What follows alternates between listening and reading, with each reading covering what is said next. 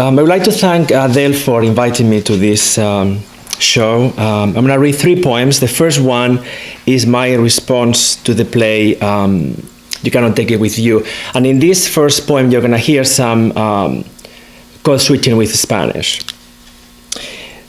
The play took me to my childhood in the north of Spain, and the title of the poem is Café Negro, Camisa Blanca.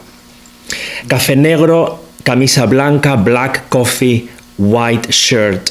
My father in the kitchen, mi padre en la cocina, the house, a boat in the middle of the night.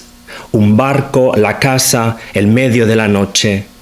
Open the front door, wide open, my father tells me. Abre la puerta de la calle de par en par y las ventanas and open the windows. I don't want to say, it's cold, father. It's late, father. Abro la puerta de la calle, abro las ventanas, I open the front door, I open the windows. A couple of neighbors come, Don Salvador, the veterinarian, smooth voice, smooth hands, Felix, who has a glass eye, and, as my father says, if he's not drunk, he's about to be. But that night, Felix looks calm, wears a clean shirt and his Sunday shoes. And then Elisa, the weaver, old and congested. These stairs are just too much for my legs, too much, she says. My father makes more coffee, my mother serves candied almonds in a ceramic bowl. In the streets, they say that the son, the firstborn, wears flowers in his hair. Que el hijo, el primogénito, lleva flores en el pelo. Petunias, daffodils, marigolds, even silk flowers that he makes with his own hands. More neighbors come, and friends, Miguel the shepherd, who sits on the floor and complains because the candied almonds hurt his teeth, and Teresita, the music teacher, all wrapped up in a purple shawl. Flores en el pelo el hijo, flowers in his hair, the son, they say.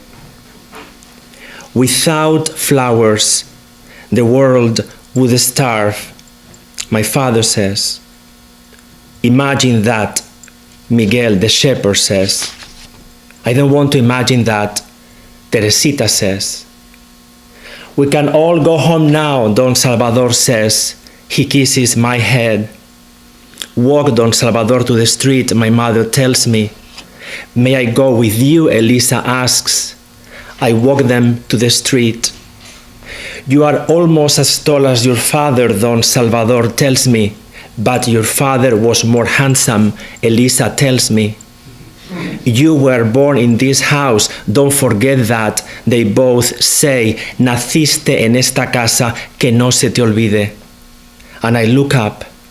The windows shine like a lighthouse. Las ventanas resplandecen como un faro. All the guests leave one by one. They walk down the street like an uneven procession. Time to go to bed, my mother says. We close the door, cerramos la puerta. Mi padre en la cocina, my father in the kitchen. Black coffee, white shirt, café negro, camisa blanca. Beautiful.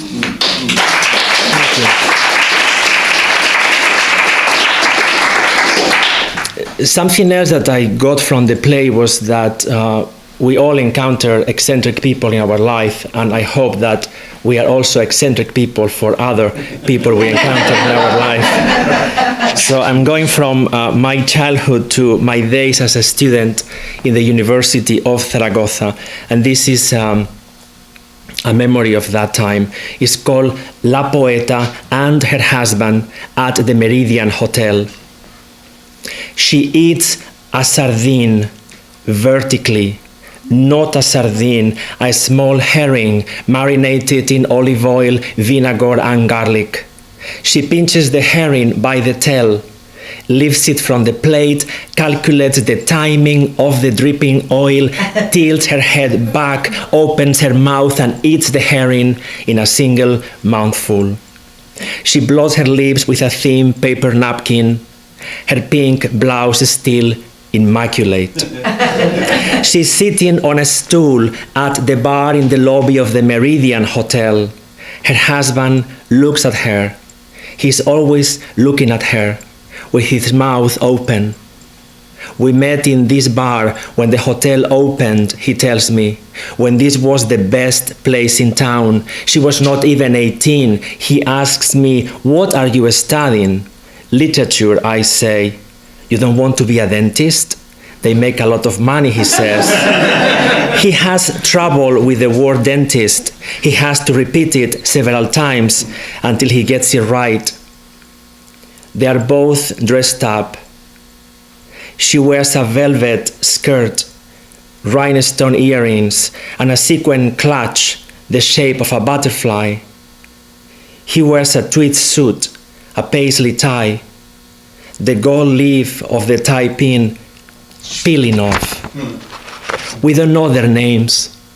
We call them La Poeta and El Poeta. She's a poet. I don't think he writes anything. "I have an offering," she says sometimes. We all gather around her to listen to her poems.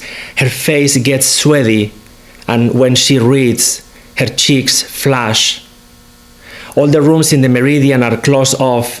The windows boarded up, only the lobby is open. Students with no money go to the bar. We drink cheap wine under tarnished sconces and heavy chandeliers with dead light bulbs. "You know, we couldn't have children," she tells me. "I thought he was going to leave me when we learned about it, but he didn't." They dance some nights, belly against belly, their small happy hands together. They dance oblivious to the music, oblivious to the scratched marble floors covered with peanut shells. That's why we go to the Meridian, because nobody cares how you dance, because the peanuts are free. "You look tired today," she tells me. She opens her clutch and gives me a piece of chocolate wrapped in foil. "Eat it," she says. "This is what I eat when I am down." The chocolate is muddy, granular, bitter. "You will feel better one day," she says. "You will find what you are looking for." And the last poem is it's a more recent memory, and the main character is my mother, and this is my last poem, and thank you. It's called "My Mother Wakes Up Late." My mother wakes up late these days. I help her to get up. I put on her glasses.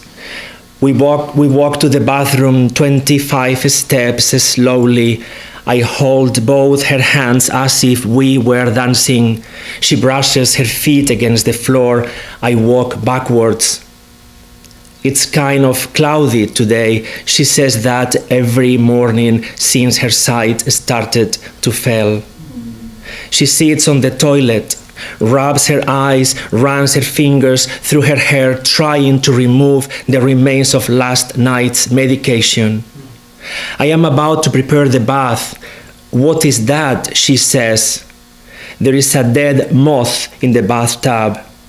How is she able to see it? She cannot read anymore. She cannot sew. She loved sewing, cannot watch TV. It bothers her eyes.